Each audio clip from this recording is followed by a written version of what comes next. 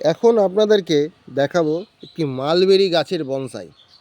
গাছটার গোড়াটার দিকটা লক্ষ্য করুন, কতটাই মোটা এবং কত সুন্দর। একটা নৌকা টাইপের পাত্রের মধ্যে মাটির থালা, তার মধ্যে এটা লাগানো রয়েছে। শুধু গাছটার ফল দেখুন, যেদিকে তাকাবেন সব দিকেই গিটে গিটে গিটে গিটে ফল। অজস্র ফল নিয়ে এই মালবেরি গাছটা,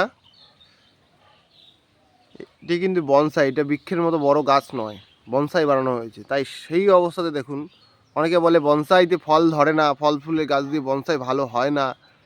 দেখুন এটা কোনো কষ্ট বোঝা যাচ্ছে, কত সুন্দর লাগছে।